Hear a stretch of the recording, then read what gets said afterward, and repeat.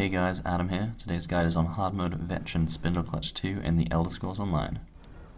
This dungeon has 6 bosses, for which I'll explain the mechanics and tactics, role-specific and general ones. The sets found in Crypto Hearts 1 and 2 include the Prayer Shawl set, the Spelunker set, and the Nightmare set, along with the Bloodspawn monster helm. So the first boss, Mad Mortine, is a very easy fight. Obviously it's the first one in the dungeon. So the fight starts with several adds called Blood Fiends. You want to just AoE and CC these as much as possible until they're all dead. That'll make the rest of the fight a lot easier. Once they're all dead, you'll be left with the boss. He has 2 notable mechanics, although they're very easy to deal with. Only the tank has to worry about these. One's a leap and the other's a charge attack. The tank simply just needs to make sure he taunts, or he or she taunts as much as possible, and that they block these 2 charge and leap attacks. And then other than that, there shouldn't be anything else. And there we go, dead. The second fight, Bloodspawn, is a gargoyle who enrages after 2 minutes. So for this fight you're going to need quite a bit of DPS. Mechanics include a giant earthquake AoE. You can see when he's going to do this because he runs to the middle of the room away from the tank and he hits 3 times. Other mechanics include rock falls from the edges of the room, so try and avoid those because they can insta-kill you. And then role-specific tactics. The tank needs to block the boss's charge. He jumps up and kind of flies towards the tank, so it's pretty easy to preempt that. Healers should be ready for the earthquake AoE. Have heals over time up and just AoE heal the group if they're close together, panic heal if anyone gets too low.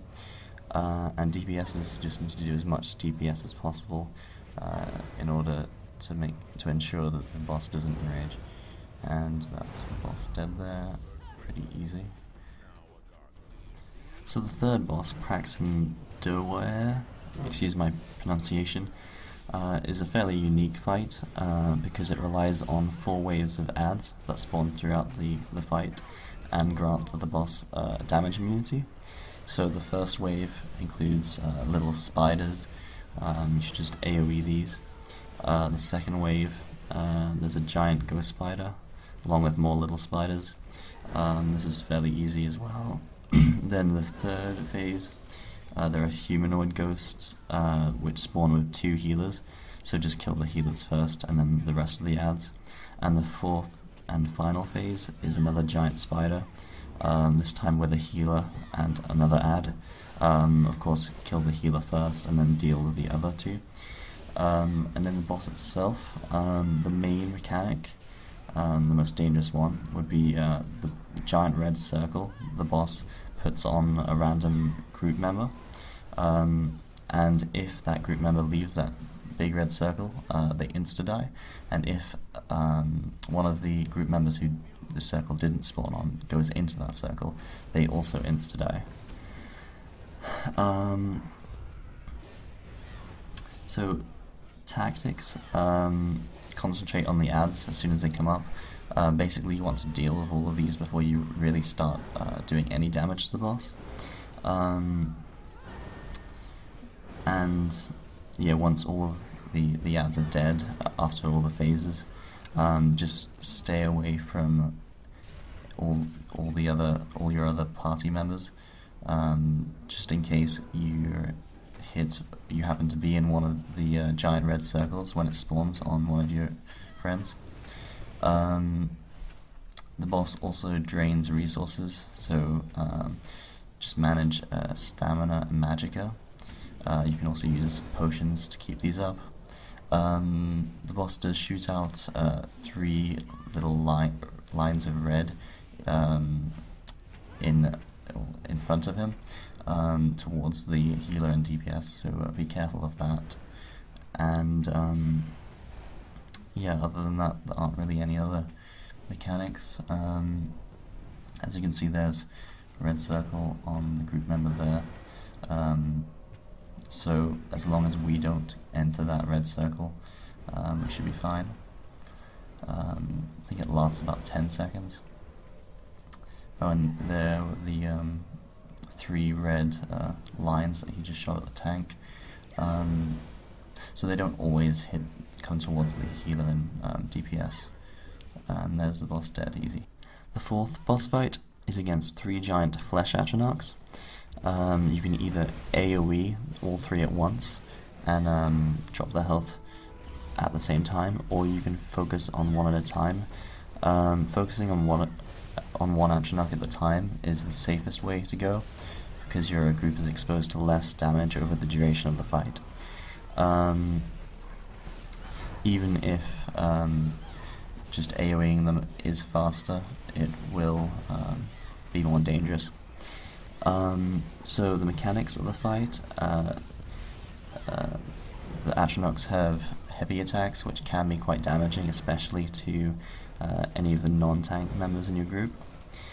And also, when you kill an Atronach, the remaining Atronachs heal themselves for about 20% of their health.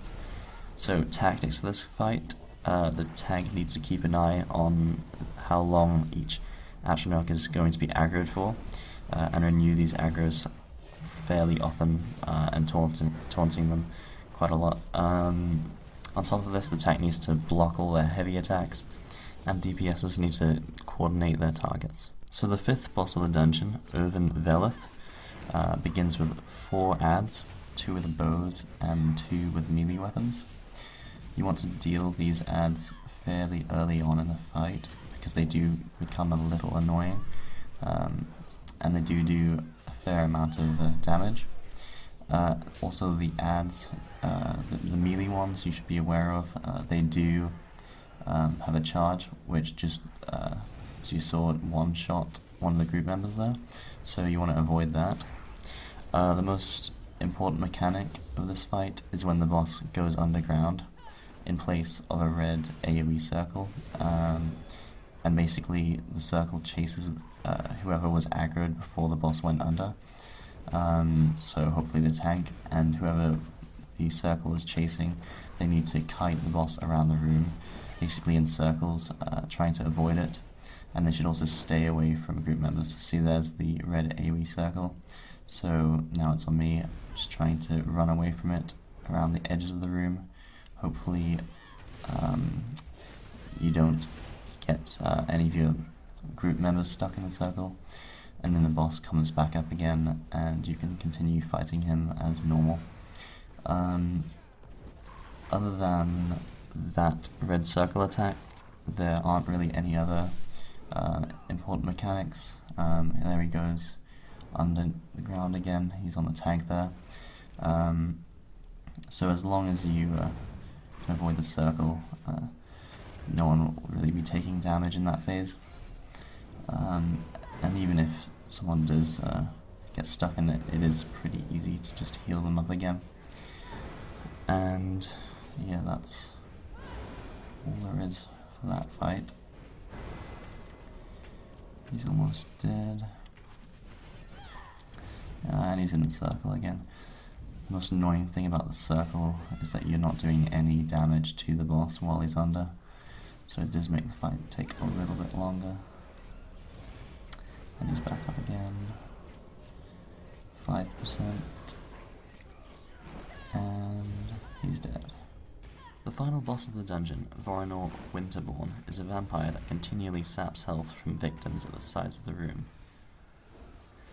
Note that for the hard mode version of the fight, you need to leave all the people from which he saps health alive, meaning a high group DPS is required to overcome this periodic healing. The most dangerous mechanic of the fight is when the boss starts with a quick series of teleports to each group member in a random order, doing massive damage upon each hit. It's important to block as soon as he teleports to the first person, as this attack may one-shot those with lower max health. The boss also creates AoE circles on the floor that do damage over time when stepped in, so make sure to avoid these. Keep in mind that as the fight progresses, the boss's heals become more powerful, so if you're doing the hard mode version, make sure your group has the sufficient DPS.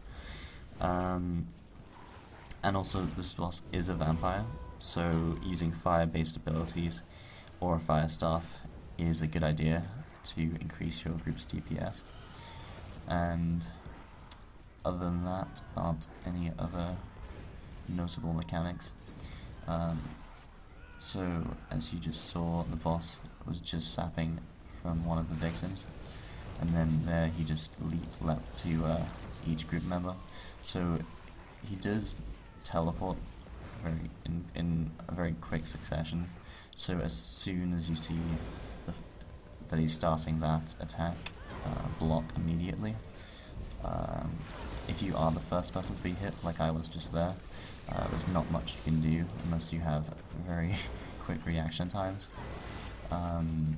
So the healer needs to try and keep the whole group at full health, in case that happens to any of the lower health DPSs. And there's the boss sapping from 3 enemies, so that's the healing getting progressively stronger.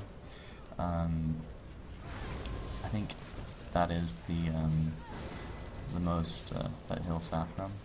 Obviously, if you're not doing the hard mode requirement, you can kill the NPCs at the sides of the room that he saps from, and that will stop him from progressively getting bigger and bigger heals. And that's pretty much the entire fight, and he's dead. So yes, fairly easy. So that was Spindleclutch 2. Thank you for watching, and I'll see you next time.